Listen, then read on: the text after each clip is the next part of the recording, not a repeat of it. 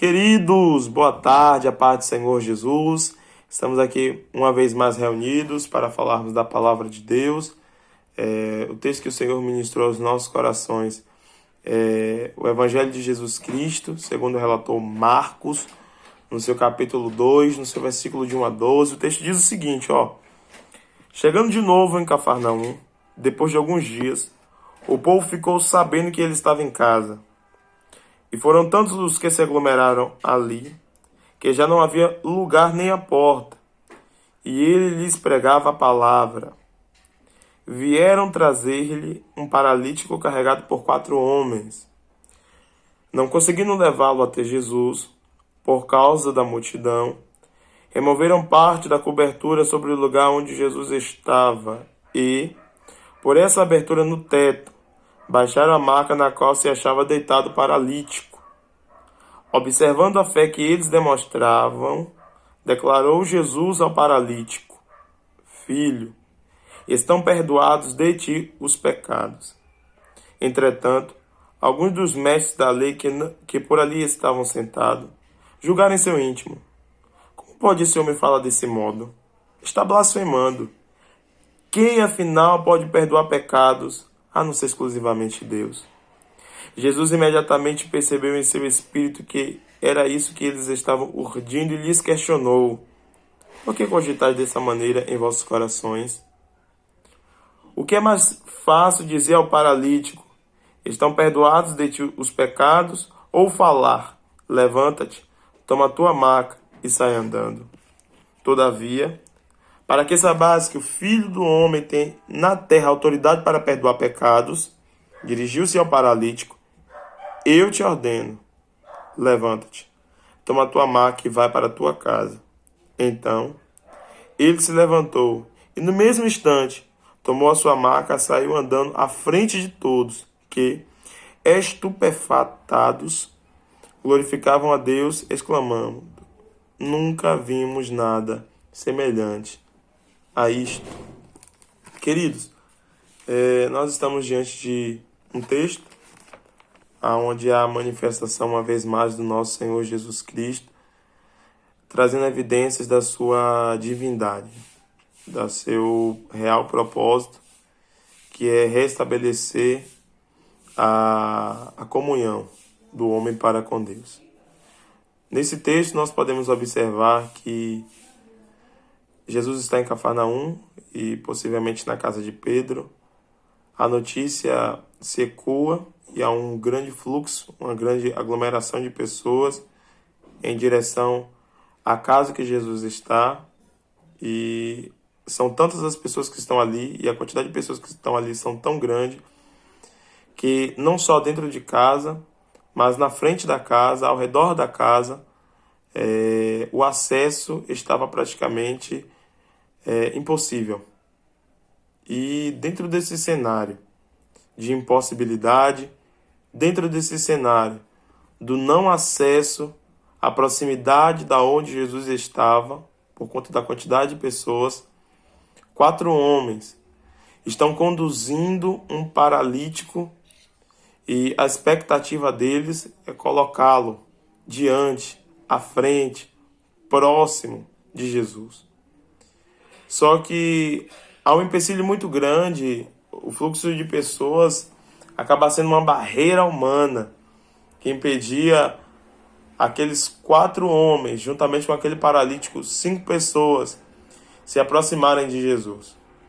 Então o texto vai nos dizer que esses 4 homens resolvem destelhar parte do teto para, exatamente no local que Jesus estava, descer aquele homem, para que aquele homem tivesse contato com Jesus, e assim eles fazem.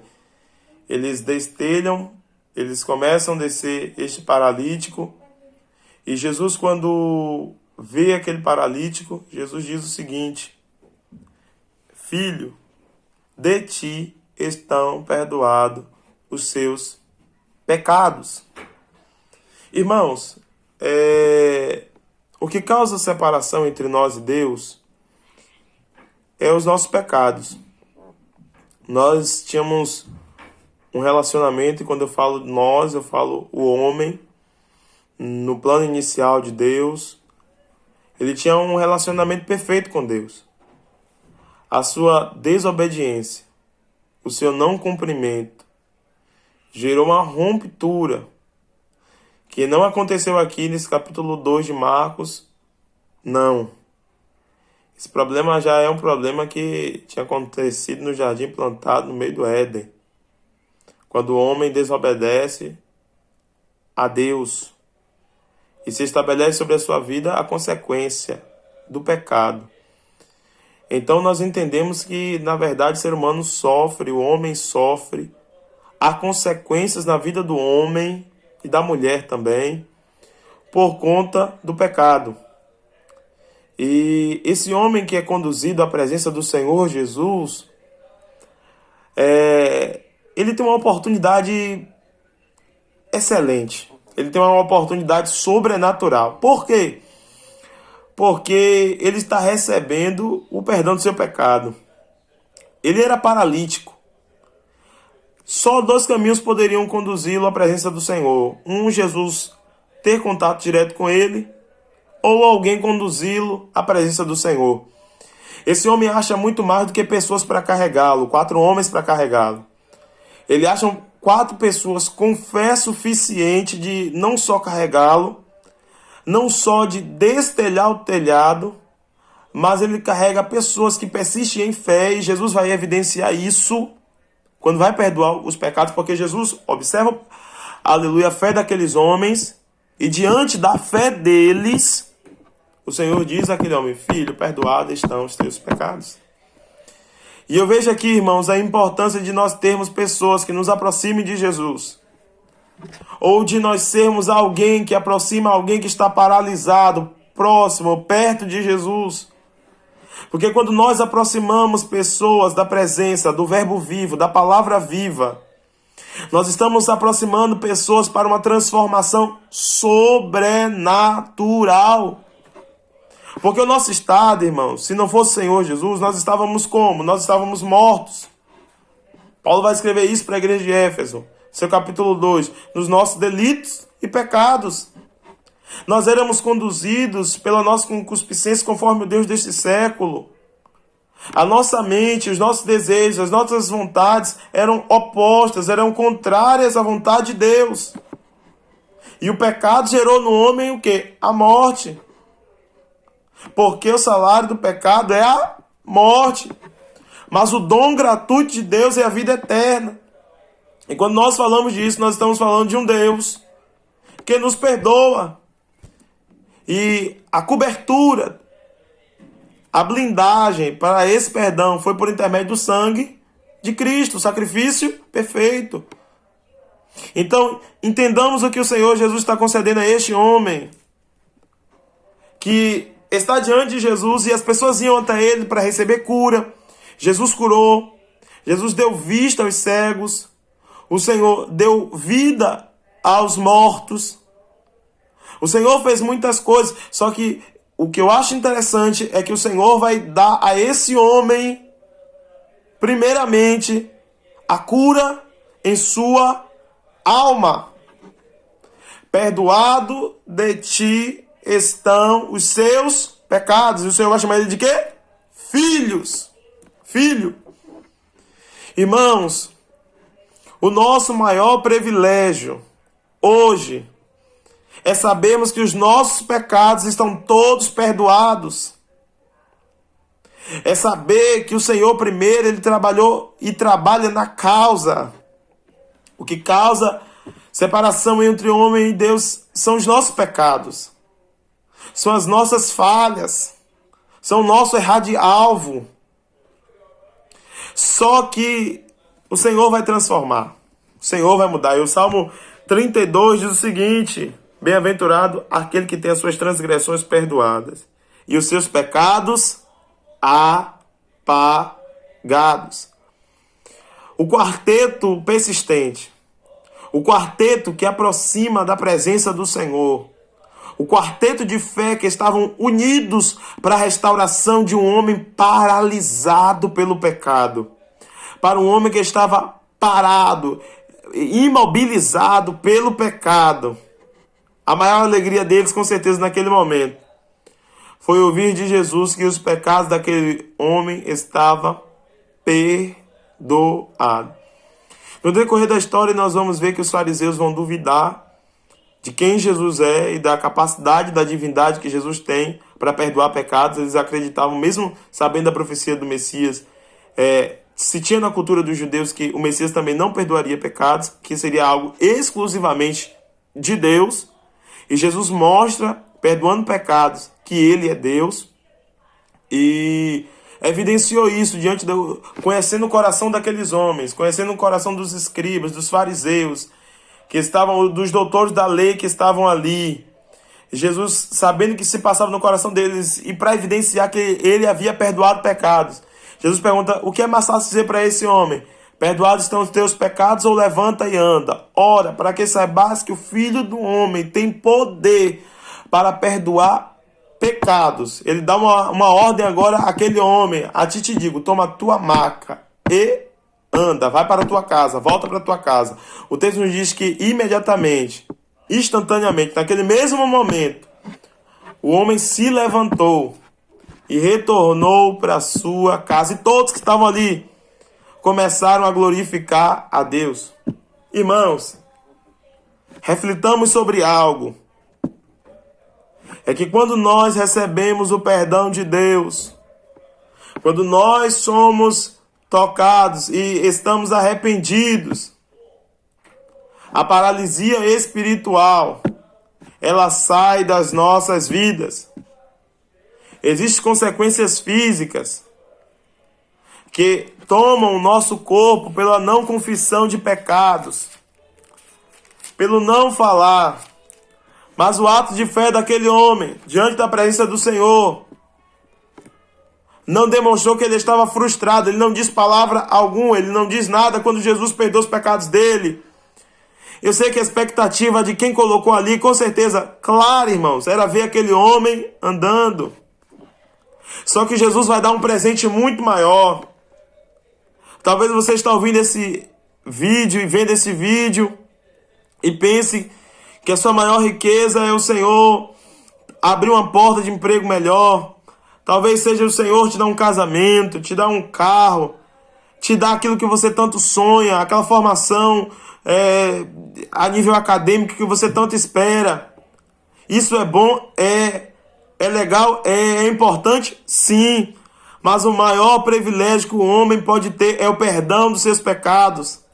Você pode entrar paralítico e sair paralítico. O que vai fazer diferença é o seu estado espiritual.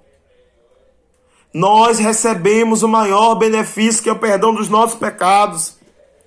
No Salmo 38, no versículo 3, diz o seguinte: por causa da tua ira, não há parte ilesa em meu corpo, não há saúde nos meus ossos, em consequência do meu pecado. Enquanto Davi não confessou seus pecados, enquanto Davi não abriu a boca, não se colocou diante da presença de Jesus, como aquele paralítico que estava exposto diante da presença de Jesus, ele disse que os ossos dele, a saúde dele foi comprometida. Eu não quero dizer, irmãos, que toda doença é por conta de pecado não confessado. Não é isso que eu estou falando. O que eu quero te dizer é que o pecado ele gera doenças na alma, que podem ter reflexos biológicos, físicos, sensíveis realmente pela carne. O salmista, enquanto não confessou, ele já estava sentindo a sua saúde debilitada. E porque Jesus vai restaurar primeiro aquele homem, dando-lhe o perdão do pecado.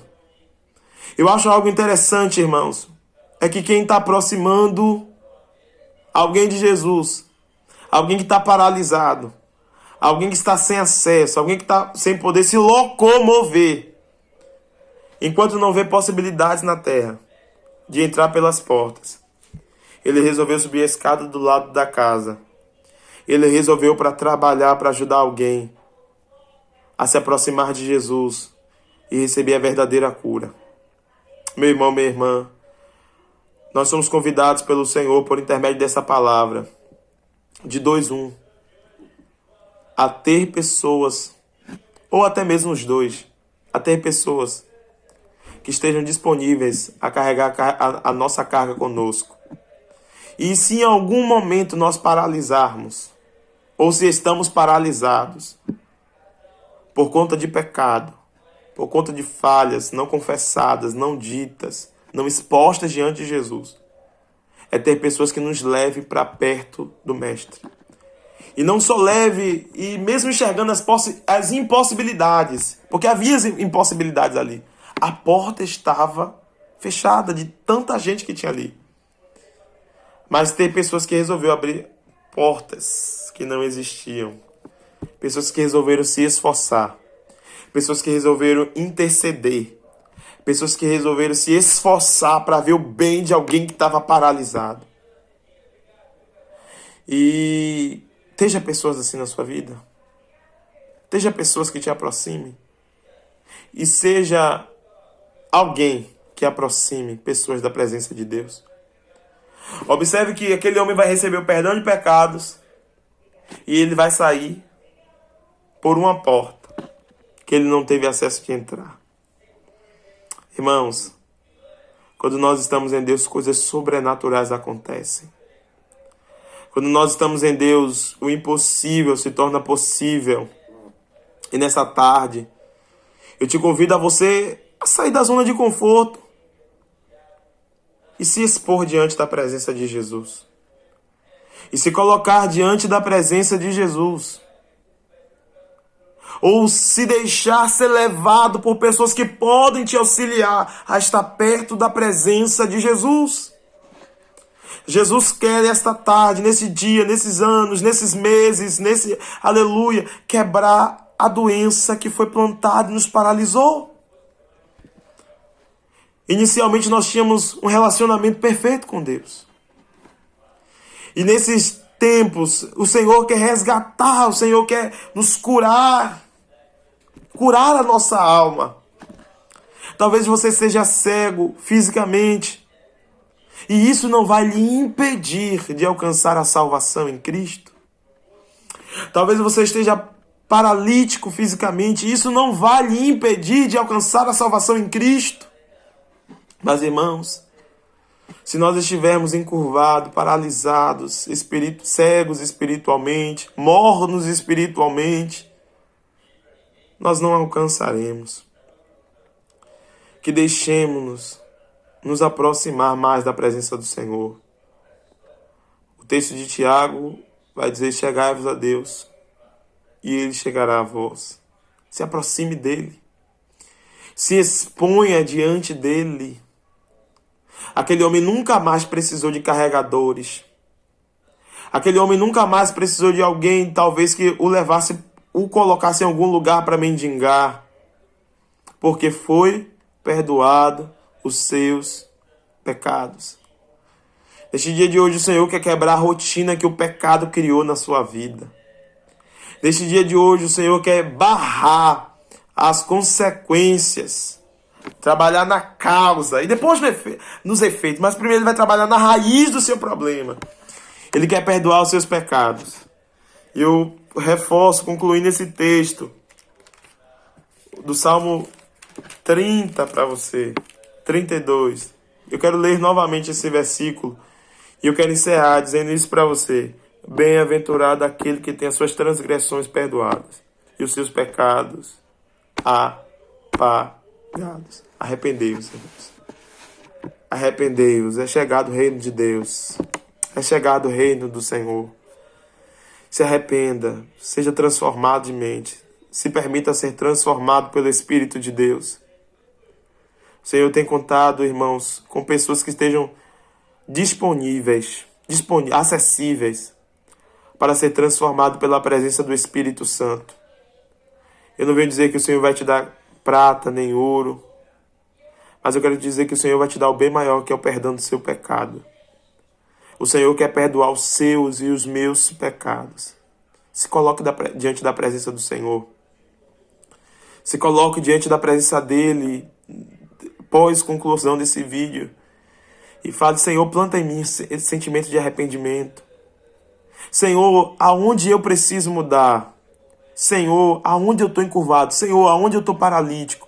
Senhor, aonde eu estou cego espiritualmente? Senhor, aonde eu estou leproso? Senhor, aonde eu estou insensível? Eu quero viver a abundância do teu perdão.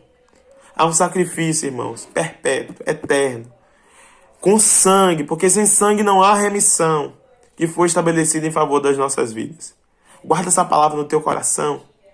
Guarda essa palavra. Ele quer perdoar os teus pecados.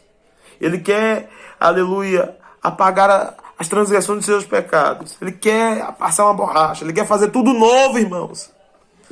Precisamos nos despir, nos vestir do novo de Deus. Nos despir do pecado.